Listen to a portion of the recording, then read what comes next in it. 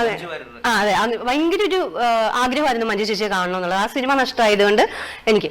അപ്പോൾ അങ്ങനെ ഇരിക്കുമ്പോൾ ഫ്ലവേഴ്സ് ഒരു കൂടി ശ്രീകണ്ഠൻ നായർ സാർ ചെയ്യുന്നൊരു പ്രോഗ്രാം ഉണ്ട്. അപ്പൊ അതിലേക്ക് ഒരു പ്രോഗ്രാം അത് പങ്കെടുക്കാനായിട്ട് എന്നെ വിളിച്ചു.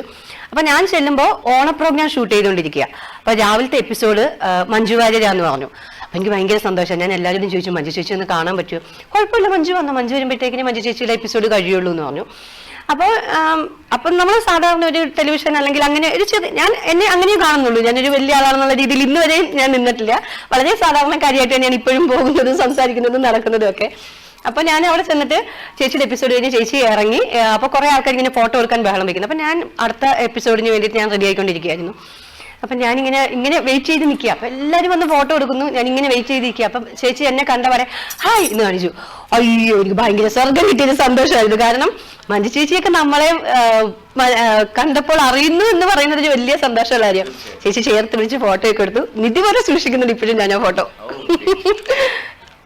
നമ്മുടെ കേരള ബമ്പർ ലോട്ടറി മഞ്ജു വിജീഷിനാണ് അടിച്ചതെങ്കിൽ എന്ത് ചെയ്യുക? ക്യാഷ് ഉപയോഗിച്ച് കൊറേ ലോട്ടറി എടുക്കുന്ന കൂട്ടത്തിലുള്ള ഒരാളാണ് ഞാൻ ആദ്യമേ പറഞ്ഞു ഞാനൊരു സാധാരണക്കാരിയാണ്. എനിക്ക് ശരിക്കും സ്വന്തമായിട്ട് വീട് പോലും ആയിട്ടില്ല ഇതുവരെ. അപ്പോൾ എന്റേതായിട്ടുള്ള കുറെ അധികം കാര്യങ്ങളുണ്ട്, കുറച്ച് ബാധ്യതകളുണ്ട്. ഫാമിലി ആണെങ്കിലും ഞങ്ങളൊരു മിഡിൽ ക്ലാസ് ഫാമിലിയാണ്. അപ്പം നമ്മുടേതായിട്ടുള്ള കുറെ കാര്യങ്ങൾ, പിന്നെ ഇല്ലെങ്കിൽ പോലും കുറെ അനാഥാലയങ്ങൾ അങ്ങനെയുള്ള കുറെ ചെറിയ 500 രൂപയുള്ളൂ എങ്കിൽ പോലും കൊടുക്കാറുണ്ട്. പല ആൾക്കാരും സഹായങ്ങൾ തീർച്ചയായിട്ടും അങ്ങനെ മലനാട് ടിവിയുടെ കുറെ പ്രോഗ്രാംസിൽ പങ്കെടുക്കാനുള്ള ഒരു ഭാഗ്യം കിട്ടിയിട്ടുണ്ട്. അത് എനിക്ക് തോന്നുന്നു ലോകത്തിലെ ഒരുവിധം കുറെ ആൾക്കാർ വന്ന് പങ്കെടുത്തൊരു പ്രോഗ്രാം ആയിരുന്നു അത്. സ്വപ്നച്ചെറുകം അങ്ങനെ എന്തോ ആയിരുന്നു തോന്നുന്നു അതിന്റെ പേര്, ഞാൻ വിട്ടുപോയി, കുറെ വർഷമായി.